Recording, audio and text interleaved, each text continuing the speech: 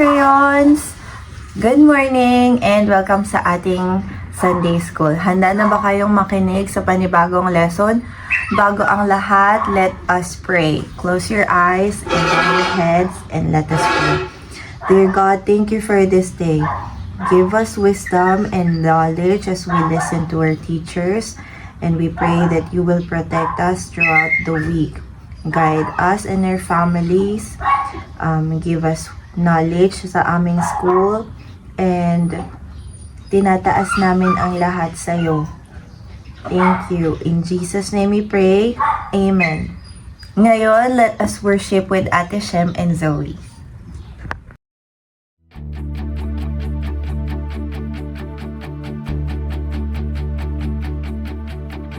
Come on now, let's open up the book.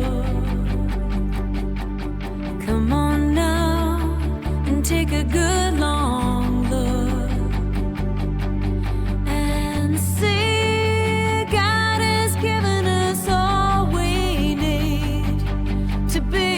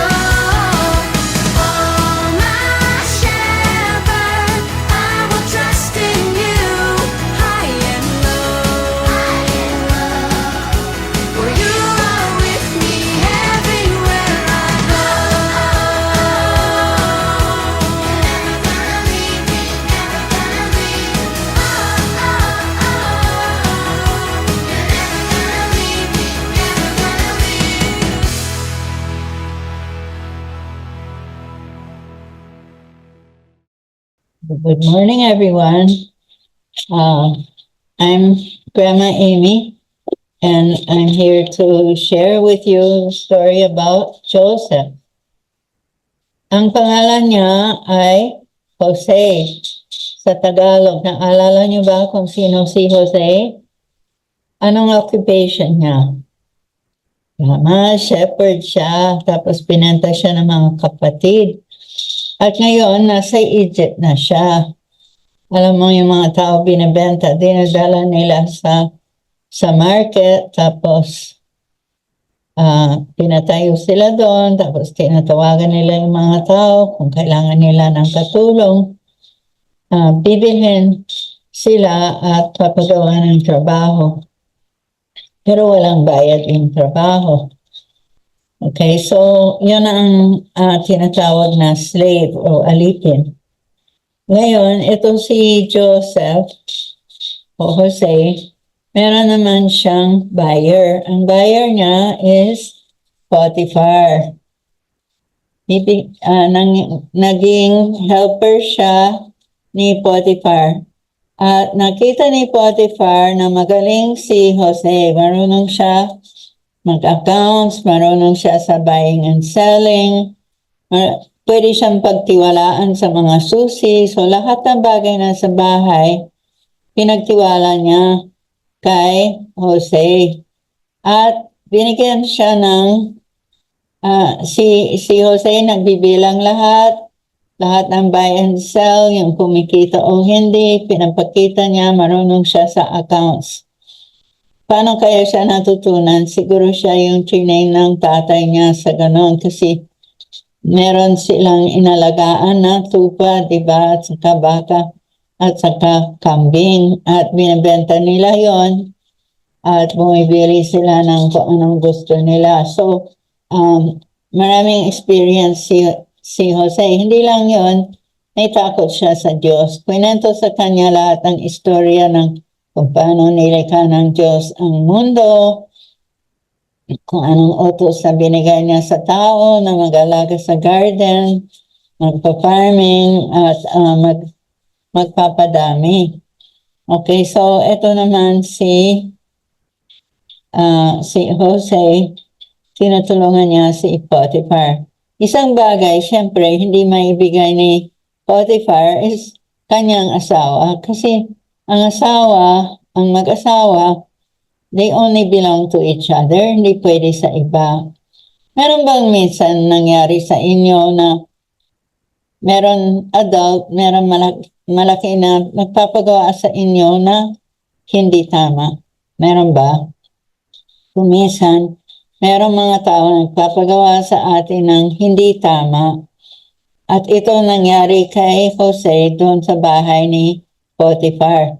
Pero mo siya yung mayordomo, after a few years, siya yung nangangasiwa sa lahat, siyang tumitingin sa lahat ng worker, binibigyan ng trabaho, binibigyan ng pagkain nila, and everything. Minsan kailangan sa loob siya ng bahay, tinitingnan niya lahat kung nasa ayos, kung tama yung gawa ng mga katulong, gano'n. So, isang araw, yung asawa ni Potiphar, nagtukso sa kanya. Lagi na, araw-araw siya nagtutukso, pero lagi sinasabi ni Jose, hindi pwede, hindi pwede.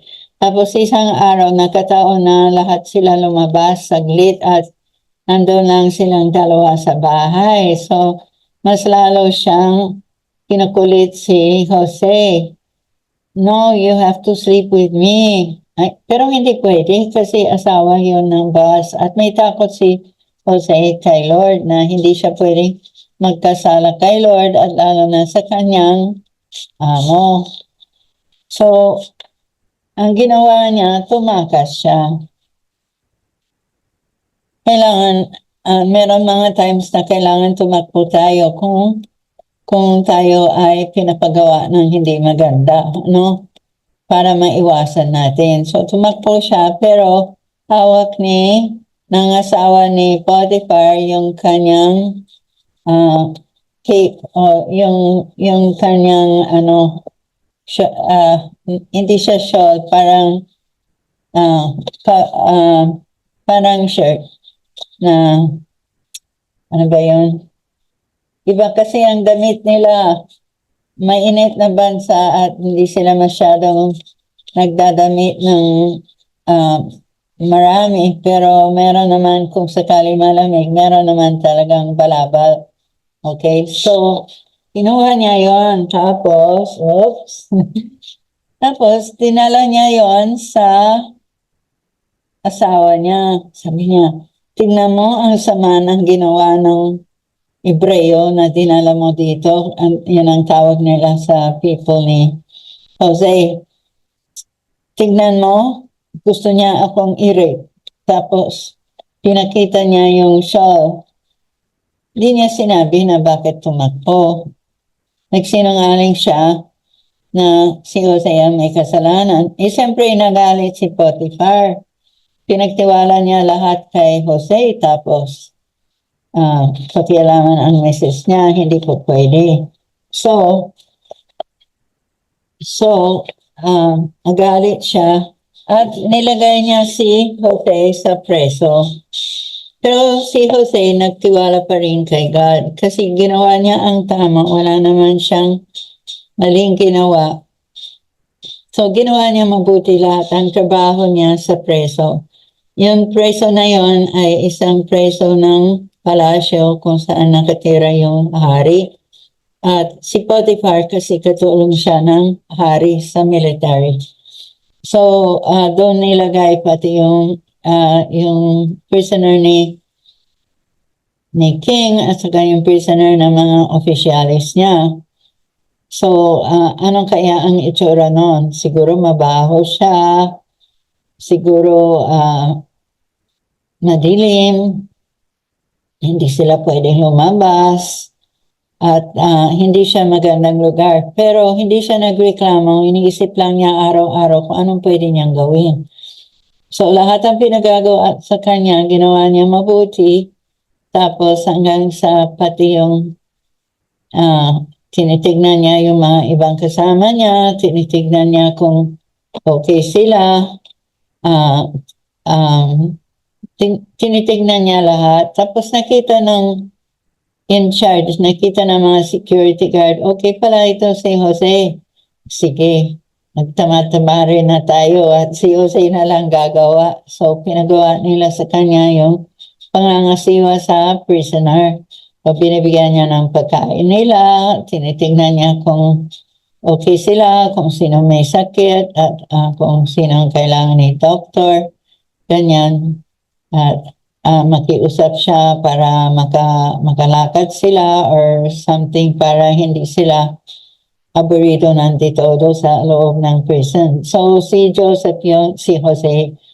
Ngayon, so maraming years siya kay Potiphar at maraming years siya ulit, maraming taon at nagiging young man siya, hindi na siya teenager, young man siya at nandun na siya sa prison. Tapos isang araw, nagalit ang king at dalawa ang katulong niya na dinala niya kay Jose at linigay niya sa prison. At so inalagaan sila ni Jose. And then, lumipas ang panahon, nakita nila si Jose ay nakikinig sa kanila, kung anong problema nila, ganon. So, isang araw, may nangyari, may ginawa ni Lord na pinakita sa kanila ng panaginip. Nakaroon ba kayo ng panaginip? Minsan sinasabi ni Lord sa atin yung mga bagay-bagay sa pamagitan ng panaginip. So ito, may panaginip yung dalawa. Sa isang gabi, dalawa sila nagkaroon ng panaginip. Yung una, ganito ang panaginip niya. Itong tao nito, cupbearer. Ang ibig sabihin ng cupbearer, yung siya yung tagadala ng inumin sa king. Either juice man lang yon or vino or kung ano ang gustong inumin ng king. At meron silang ubas. Ngayon, dito sa panaginip niya, meron isang sanga at naging tatlo na maliit na sanga, tapos nabulaklak, tapos nagbunga. Kasi sa loob ng dream, pwedeng bilisan ang pangyayari, ano? And then, nung may prutas na, nakita niya na pinipiga niya at gumawa siya ng grape juice at dinala niya sa hari. Anong ibig sabihin yon kaya? Tapos, sinabi niya kay Jose, sabi, sabi ni Jose, ang ibig sabihin niyan, 3 araw, ibabalik ka sa pwesto ng hari. At nangyari na nga. Tapos yung pangalawa, nagkaroon din siya ng panaginip. Meron siyang 3 pilao ng tinapay, iba-ibang klase, hindi kagaya dito na pare-parehas. Iba-ibang klaseng tinapay na niluto niya para sa hari. Mga specialty foods yon. At linagay niya sa ulo niya yung 3 at nilalakad niya palapit sa hari. Pero may dumating na mga ibon at kinain nila yung nasa ibabaw na banyera. So, eto naman, grabe. Tignan mo yan. Natatakot siya, no? Kaya kwento din niya, nakita niya yung kaibigan niya, kwento ni Jose ang dream, at nalaman ni Jose. So, siya naman, kwento niya. At sinabi ni Jose, ang panaginip na yon, ibig sabihin yan, sa 3 araw, kasi 3 banyera yon, sa 3 araw, ikaw ay papatayan ng king. So, at nangyari na nga. Ngayon, yung una, ito, nung binalik siya, may sinabi si Jose sa kanya, sabi niya, Sir, alam niyo naman, hindi ako dapat dito. Wala akong ginawang kasalanan. Matagal ako dito, mga 5 years. Tagal-tagal naman ako dito at pakiusap, sabihin mo sa hari para ipalaya niya ako. So, pero nalimutan ng tao. Ito naman, pinatay siya. Ngayon, ano na naman nangyari? Si hari, meron siyang panaginip. At sa panaginip niya, kwento ko maya. Tinawag niya lahat ng magician niya para masabi kung anong ibig sabihin yun. Kasi in those days, meron silang mga mahiko, meron silang mga aklat na pang-interpret ng dream, ganito. Pero alam mo, ang sinabi ni Jose doon sa 2 mama, sinabi niya, it's God who can show us the meaning of dreams. So dito naman si Pharaoh, may panaginip siya. Kwento niya sa mga tao na yun. Pero sabi nila, hindi namin alam yun. Hindi namin kaya yun. So, maya ikwento ko yung dream. Ngayon, sabi nitong cupbearer niya, itong tagadala ng kopa, sabi niya, ay, may kasalanan ako kasi naalala mo yung 2 years ago, nilagay mo ako sa preso. Well, meron tao doon na tinulungan niya ako at tinulungan niya din si Baker at kaming dalawa ay binigyan ng panaginip ni God at sinabi ni Jose sa amin eksakto kung anong ibig sabihin yon at nangyari na nga. Yung isa, pinatay mo after 3 days, yung akin naman, binalik mo ako after 3 days. Di tawagan mo nga, sabi ni Pharaoh. At pinuntahan nila si Jose at dali-dali naligo si Jose at suot niya ulit yung damit na mga Ehipto para makapasok siya sa king. Okay, so by that time may balbas siya, kailangan, kasi hindi naman gusto magkabalbas yung mga Ehipto except for the king, only the king. So, nag-shave pa naman siya. Okay? So, ngayon, kwento ni Pharaon, yung kanyang panaginip kay Jose. Itong mga ito, ilan ba? 1, 2, 3, 4, 5, 6. Let's look at the white ones. The white ones medyo mataba-taba sila. Let's see.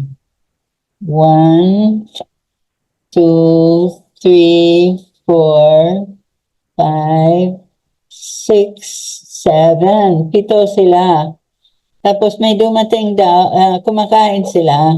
Mataba sila, wala naman problema. Tapos dumating itong mapapayat. Na pito din. 1, 2, 3, 4, 5, 6, 7.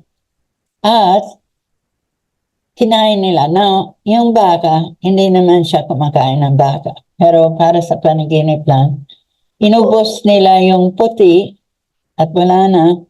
At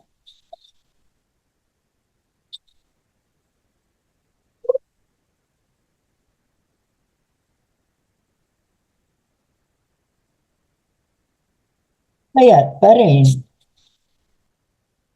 Ano kayang ibig sabihin yun? Tapos may pangalawang panaginip ako.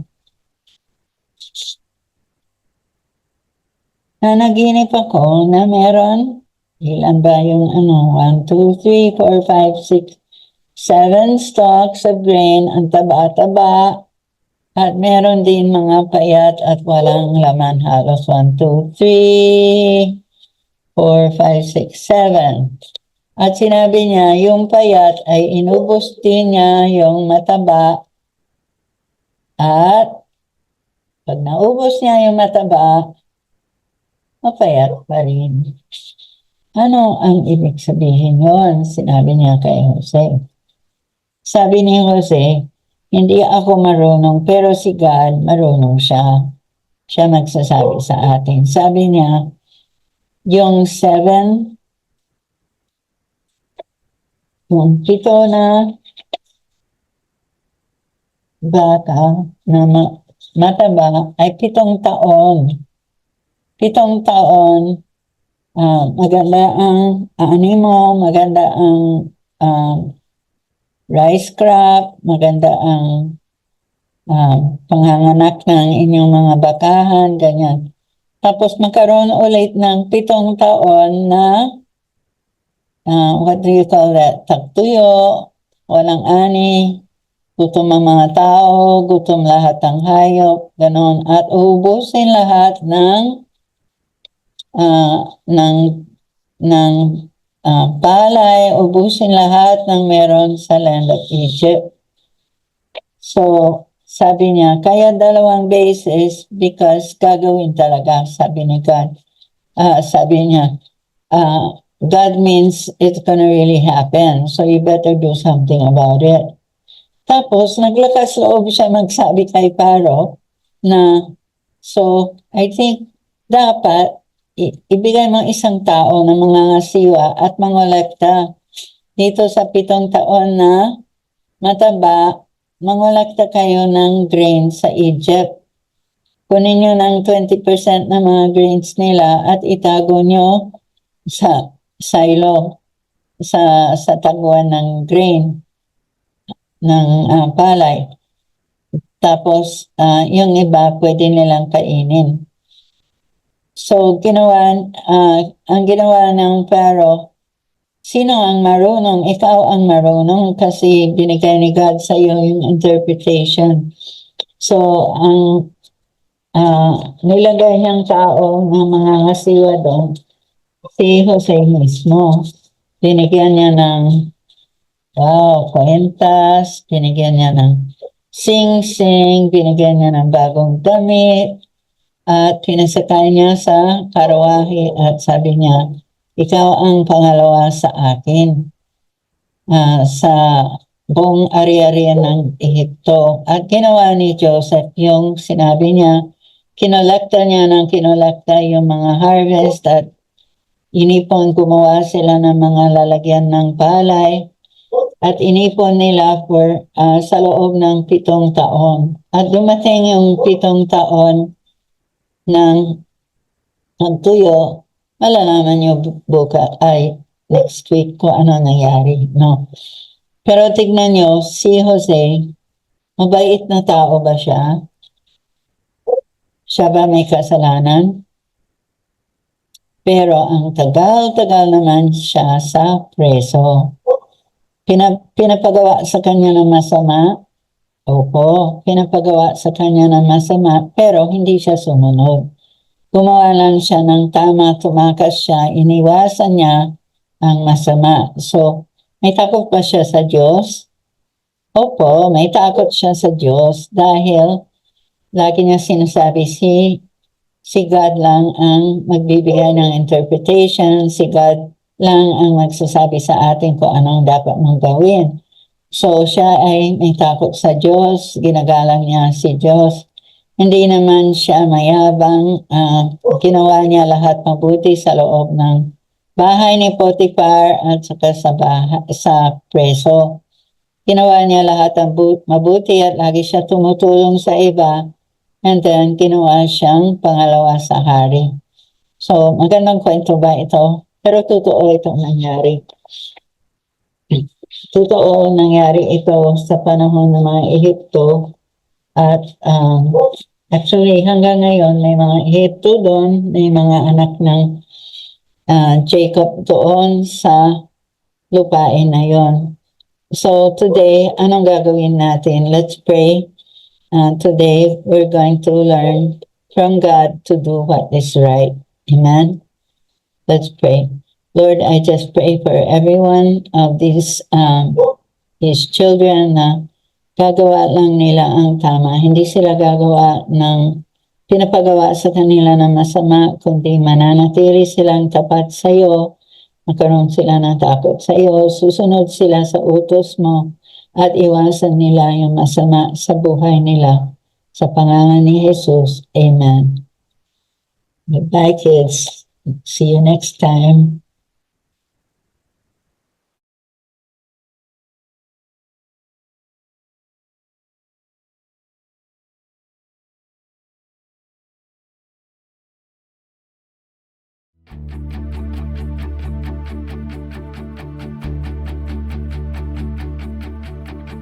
Come on now, let's open up the book.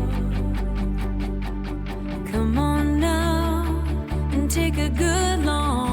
Hi Graham, I'm Ate Jen, and today we are going to color.